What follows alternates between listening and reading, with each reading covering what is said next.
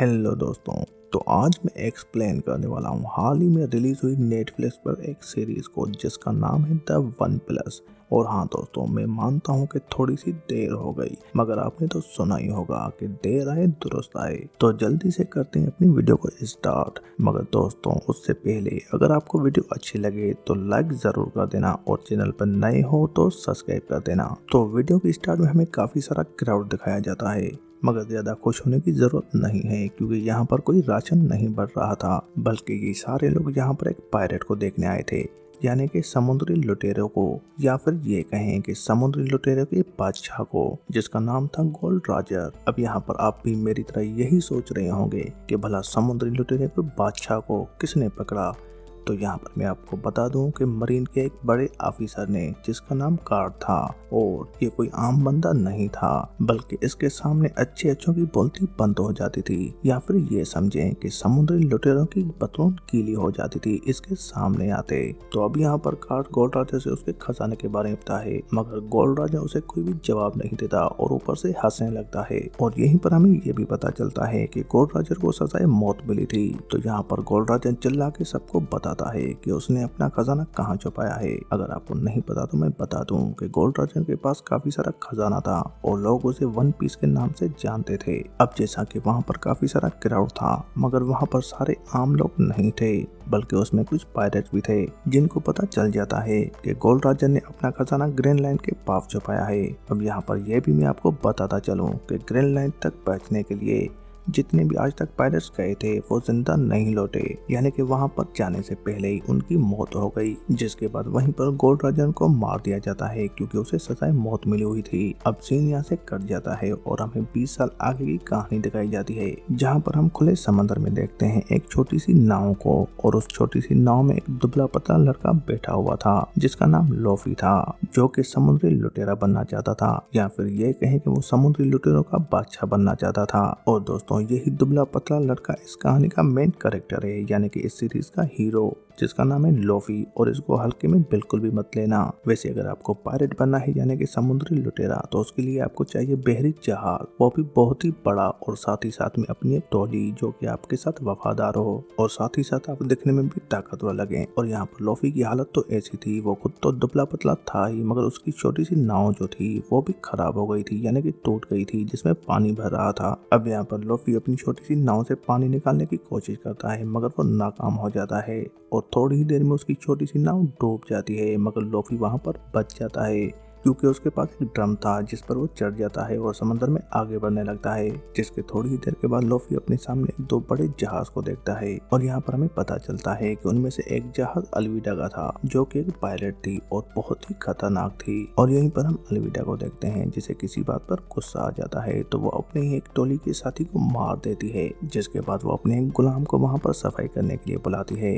अब यहाँ पर बात करते हैं इस गुलाम की, जिसका नाम कॉबी था, और उसका सपना था कि वो मरीन में जाए, मगर वो गलती से अलविदा की टोली में आ जाता है और उसके जहाज की साफ सफाई करने लगता है। खैर, अब को भी साफ सफाई करने के बाद जहाज के निचले हिस्से में जाता है, जहाँ पर वो लोफी को देखता है और वहाँ पर चिल्लाने लगता है, मगर लोफी वहाँ पर कॉबी को चुप रहने के लिए कहता है और उसे बताता है कि मैं लुटेरा का बादशाह बनने वाला हूँ और तुम मेरी टोली में शामिल हो जाओ। और तभी यहाँ पर सीन कट हो जाता है और हमें लोफी का बचपन दिखाया जाता है, जहाँ पर वो बैठ कर किसी शिप के आने का इंतजार कर रहा था। और यहीं पर हम चैन को देखते हैं, जो कि एक पायलट था और लोफी किसी और का नहीं बल्कि चैन का इंतजार कर रहा था। और तभी वहाँ पर लोफी चैन से कहता है कि तुम इतने दिनों तक कहाँ थे, तुमने आने में काफी देर कर दी, मैं तुम्हारा इंतजार कर रहा था और मुझे लुटेरों का बादशाह बनना है, जिसके बाद मैं तुम्हारे साथ मिलकर काफी बड़े बड़े काम करूंगा।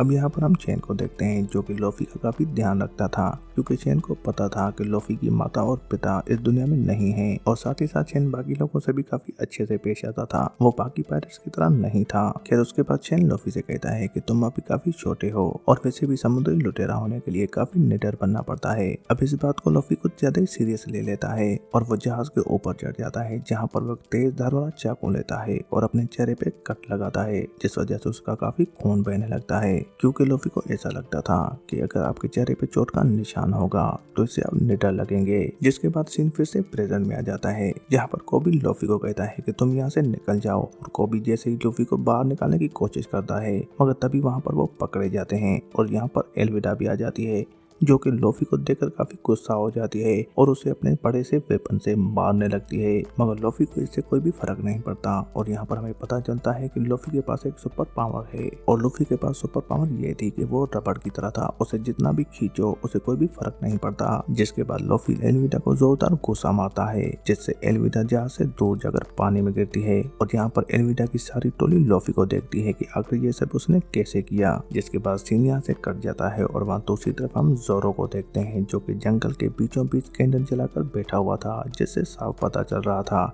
कि उसने किसी अपने को खोया है, जिसकी याद में वहाँ पर वो बैठा हुआ था। अब यहाँ पर बात की जाए जोरो की, तो वो एक योद्धा था और वो शानदार तलवारबाज था और शायद ही उसकी तरह कोई तलवार चलाना जानता हो। पर तभी वहाँ पर जोरो के पास एक पायरेट आता है, जो कि जोरो से कहता है कि मुझे मेरे सरदार पे जाए ताकि तुम हमारी टोली में शामिल हो जाओ, मगर जोरो उसे साफ इनकार कर देता है। जिसके बाद इन दोनों में लड़ाई होने लगती है, मगर देखते ही देखते जोरो अपनी दोनों तलवार से उस पायरेट के 2 टुकड़े कर देता है और उसे बोरी बंद कर लेता है। जिसके बाद सीन यहाँ से फिर से कट जाता है और हमें लूफी का बचपन दिखाया जाता है, जहाँ पर चेन उसे समझा रहा था कि दोबारा ऐसा मत करना और मैं जान गया हूँ कि तुम काफी निडर हो। अब ये सुनकर लूफी भी काफी खुश हो जाता है और वो सीधा घर के अंदर चला जाता है, क्योंकि उसे पता था कि चेन काफी खजाना लूट कर आया है। पर तभी वहाँ पर लूफी को एक बॉक्स दिखाई देता है, जिसे वो खोल कर देखता है तो उसमें एक फ्रूट था, जिसे वो खाने लगता है बिना कुछ भी सोचे समझे। अब यहाँ पर मैं आपको बता दूं कि ये फ्रूट कोई आम फ्रूट नहीं था, बल्कि ये डेविल फ्रूट था और जो कोई भी इसे खाता था उसके साथ कुछ ना कुछ बुरा होता था, यानी कि ये श्रापित फ्रूट था। और यहाँ पर हम समझ जाते हैं कि लूफी को सुपर पावर कैसे मिली थी। जिसके बाद अगले सीन में हम एक लड़की को देखते हैं, जो कि एक छोटी सी बोट में थी और वो समंदर के बीचों बीच थी और उसे देखकर लग रहा था कि वो काफी दिनों से भूखी और प्यासी थी। पर तभी वहाँ पर एक बोट आ जाती है जिसमें 2 लड़के थे और वो उस लड़की के पास एक बॉक्स को देखते हैं और वो समझ जाते हैं कि इसमें जरूर कोई खजाना होगा। जिसके बाद वो दोनों लड़के उस लड़की की बोट में चले जाते हैं और यहाँ पर हम देखते हैं कि वो लड़की चुपके से उन दोनों लड़कों की बोट में चली जाती है। अब यहाँ पर हमें ये पता चलता है कि इस लड़की का नाम नामी था, जो कि खुद एक पायरेट थी, यानी कि समुद्री लुटेरन। और दोस्तों, ऐसी मासूम दिखने वाली लड़कियों से थोड़ा बच के रहा करो। और वहाँ दूसरी तरफ हम लॉबी और कॉपी को देखते हैं, जो कि एक सिटी में आए हुए थे। तभी वहाँ पर लूफी की नजर दीवार पर पड़ती है, जहाँ पर कुछ पायरेट्स के पोस्टर लगे हुए थे। वहीं पर एक पायरेट का पोस्टर लगा हुआ था जिसका नाम बगी था। और दोस्तों, ये बगी कोई पबजी वाली नहीं जिसे आप बैठकर चलाने लगे, बल्कि ये एक पायरेट था। और दोस्तों, वहीं पर दीवार में एलविडा का भी पोस्टर लगा हुआ था, क्योंकि वो भी एक पायरेट थी। अब इसे देखकर लूफी को काफी गुस्सा आता है और वो कहता है कि मैं भी एक पायरेट हूँ, मैं भी एक लुटेरा हूँ, तो मेरा पोस्टर क्यों नहीं लगा हुआ। मगर अभी तक लूफी को कोई नहीं जानता। जिसके बाद लूफी और को भी एक रेस्टोरेंट में चले जाते हैं वहां पर खाना खाने के लिए। और यहीं पर रेस्टोरेंट में जोरो भी आ जाता है, जिसके कंधे पर बोरी थी, यानी कि उस पायरेट का आधा हुआ कटा शरीर। जिसके बाद उसी रेस्टोरेंट में एक लड़का आता है जिसका नाम हेलेम था और वो कोई और नहीं बल्कि उसी सिटी का कैप्टन का बेटा था, जो कि जोरो के साथ बदतमीजी करता है, जिस पर इन दोनों की फाइट हो जाती है। मगर जोरो उस लड़के को थोड़ी देर में धूल चटा देता है। और यहीं पर रेस्टोरेंट में हम नामी को भी देखते हैं, जो कि एक नेवी वाले से प्यार मोहब्बत की बातें करती है ताकि वो उसकी ड्रेस चुरा सके। अब नामी को वो ड्रेस क्यों चाहिए थी ये आपको थोड़ी देर में पता चल जाएगा।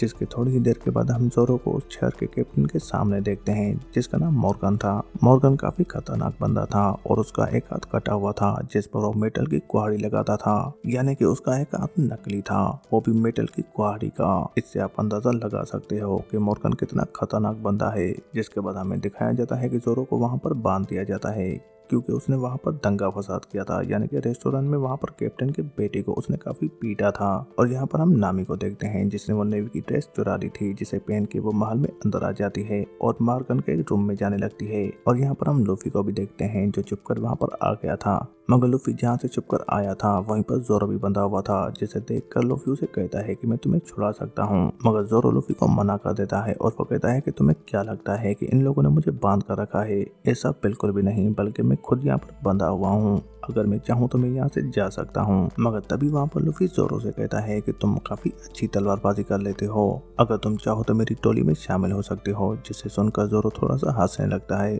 और उसे अजीब लगता है लूफी की ये बात सुनकर। मगर लूफी फिर भी वहाँ से नहीं जाता और वो जोरो को आजाद कर देता है, फिर वहाँ से आगे चला जाता है। जिसके बाद लूफी जैसे ही महल में अंदर जाता है तभी वहाँ पर वो नामी को देखता है और वो समझ जाता है कि नामी भी वहाँ पर चोरी करने आई है। अब यहाँ पर लूफी नामी से भी यही कहता है जो कि उसने जोरो से कहा था कि तुम मेरी टोली में शामिल हो जाओ, मगर नामी उसे बिल्कुल भी मना कर देती है। खैर इसके बाद जैसे तैसे ये दोनों मॉर्गन के रूम में अंदर चले जाते हैं। अब यहाँ पर हमें पता चलता है कि ये असल में वहाँ पर क्या चोरी करने आए थे। ये दोनों वहाँ पर नक्शा चोरी करने आए थे ग्रीन लाइन का, जहाँ पर वो जाकर वन पीस खजाने को चुराने वाले थे। जिसके बाद ये दोनों नक्शा लेकर वहाँ से निकलने लगते हैं, मगर तभी ये दोनों पकड़े जाते हैं और वहाँ पर नेवी के काफी सारे सिपाही आ जाते हैं जो कि इनके साथ लड़ाई करने लगते हैं। और यहाँ पर हम जोरो को देखते हैं जो कि ऑलमोस्ट वहाँ से निकल गया था, मगर वो लोफी को देखकर रुक जाता है। जिसके बाद जोरो लोफी और नामी के साथ मिलकर नेवी के साथ लड़ने लगता है। पर तभी वहाँ पर मॉर्गन भी आ जाता है जो कि जोरो और लोफी पर भारी पड़ रहा था। जिसके बाद लोफी और जोरो टीम बनाते हैं और साथ मिलकर उससे लड़ते हैं, जिसके बाद वो उसे हरा भी देते हैं। अब यहाँ से ये निकलने वाले थे तो जोरो पूरा का पूरा लाकर अपने कंधे पर उठा लेता है और लोफी के साथ ही उसकी छोटी सी बोट पे चला जाता है। अब यहाँ से ये तीनों निकलने वाले थे, मगर वहाँ पर लोफी रुक जाता है क्योंकि उसे किसी का इंतजार था। जिसके थोड़ी देर के बाद वहाँ पर कोबी भी आ जाता है और वो लोफी से कहता है कि तुम यहाँ से चले जाओ, मैं यहाँ पर सब संभालूंगा। मगर वहीं पर लोफी कोबी से कहता है कि तुम मेरे साथ चलो, तुम मेरी टोली में शामिल हो जाओ। मगर कोबी उसे मना कर देता है और वो लोफी से कहता है कि मैं यहीं रुकूंगा और नेवी ज्वाइन करूंगा। जिसके बाद हमें दिखाया जाता है कि लोफी, जोरो और नामी वहाँ से चले जाते हैं और वहाँ दूसरी तरफ हम नेवी के सबसे बड़े ऑफिसर को देखते हैं जिसका नाम कार्ड था, जैसे हमने वीडियो की स्टार्ट में देखा था, जिसने गोल्ड रॉजर को पकड़ा था। उसके पास कॉल आता है और उसे कोई बताता है कि नक्शा चोरी हो गया है, जिसे सुनने के बाद कार्ड काफी गुस्से में आ जाता है और वो सीधा उस सिटी में जाने लगता है जहाँ से नक्शा चोरी हुआ था। और इसी के साथ सीजन का पहला एपिसोड पूरा हो जाता है। और दोस्तों अगर आपको थोड़ी सी भी वीडियो अच्छी लगे तो लाइक और शेयर कर दें और साथ ही साथ चैनल को सब्सक्राइब कर दें। तो मिलते हैं एपिसोड 2 में, तब तक के लिए बाय।